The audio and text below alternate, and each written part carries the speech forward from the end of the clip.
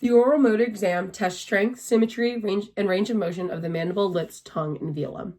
It examines different speech characteristics such as pitch, resonance, voice quality, loudness, and rate of speech. It's also known as the cranial nerve exam or an oral peripheral exam. As an SLP, we perform the oral motor exam to see if a client is experiencing dysarthria, dysphagia, or a feeding disorder. It is also used to see if speech is influenced by the presence of a disruption to the motor or sensory nerves. All right, this is my client. All right, can you state your name, gender, and age, please? Sydney, 22, and female. Okay.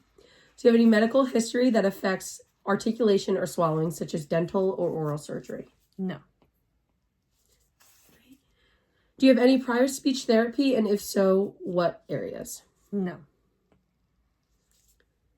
And are you having any problems with speech or swallowing? No. And how would you say your speech is in conversation? Pretty good. Okay, so the first thing I'm going to do is test the strength of your facial muscles. So can you face me, please? And can you raise your eyebrows for me? One more time. Great. All right, and then for the symmetry, I'm going to also have you raise your eyebrows again. Great. And then also for the range of motion, can you raise your eyebrows, please? Lovely. The cranial nerves we're assessing here for motor is the cranial nerve 7 and for sensory cranial nerve 5. All right, we're going to move on to the evaluation for the lips. So for the strength, I'm going to have you purse your lips like this, and I'm going to pull on all 4 quadrants. Great. All right, for symmetry, can you smile for me? Perfect. And then for your range of motion, you're going to pucker your lips like this, and then smile repeatedly, please. Perfect. The cranial nerves we're testing when we're testing the lips for motor is cranial nerve 7, and for sensory, it's cranial nerve 5. All right, so now we're going to move on to the jaw. So for the strength, can you open your mouth? I'm going to push down your jaw and try to close your jaw for me. Great.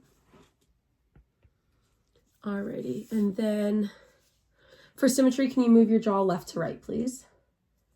Great. And then for your range of motion for the jaw, can you open and close the jaw? Great.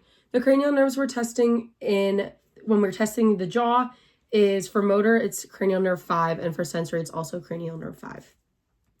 So now we're moving to the tongue. So for strength, I'm going to have you push against my tongue depressor on both sides and then with the tip of your tongue. So stick your tongue out for me.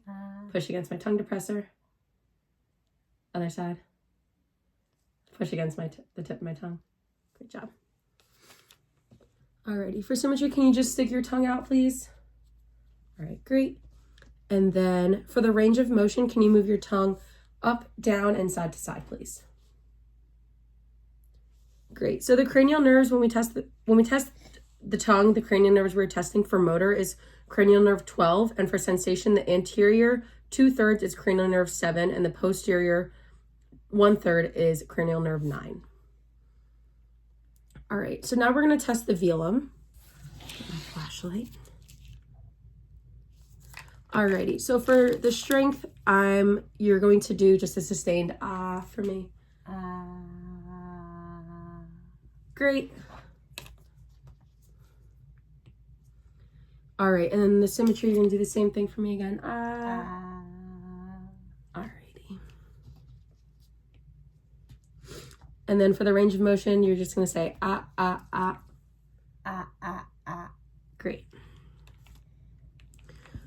When testing the velum, the cranial nerves we're testing for motor is cranial nerve 10, and for sensory is cranial nerve 5. Now we're going to move on to the articulation assessment. An oral motor exam also includes a dyodikinetic test. This allows an SLP to see the muscle movements for speech. This is done by asking the client to repeat certain sounds. All right, so I'm going to give you a series of 3 sounds, and you're just going to repeat them to me as many times as you can in 5 seconds. Okay. Let me get my timer up. All right, your first sound is the puh sound. Okay, ready? You can start in 3, 2, 1. Pa, pa, pa, pa, pa, pa, pa, pa, pa, All right, there you go. You're good. All right, you had 16 reps in 5 seconds, so that's 16 out of 15, so you're above the normal range. All right, the second sound you're gonna do is ta, so you're gonna do the same thing for 5 seconds. Okay. I'll tell you when to stop. Okay, ready, and go. Ta ta ta ta ta ta ta ta ta ta ta ta ta ta ta ta. All right, 15. Again, it's a 15 out of 15, so in the normal range. And then the last sound you're gonna do is ka, so I'll tell you when to stop. 3, 2, 1. Ka ka ka ka ka ka ka ka ka ka ka ka ka ka ka. Alrighty. All right, and that was 14 out of 15, so that one was just a little below the normal rate.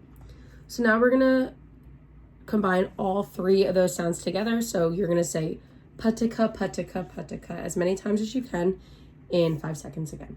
Ready? 3, 2, 1. Patika patika patika patika patika patika patika patika patika patika patika. Great. That was 10 out of, the normal rate for that is 5. So that's way above the normal limit. Well, thank you so much, Sydney. You did a great job on your oral motor exam. Thank you.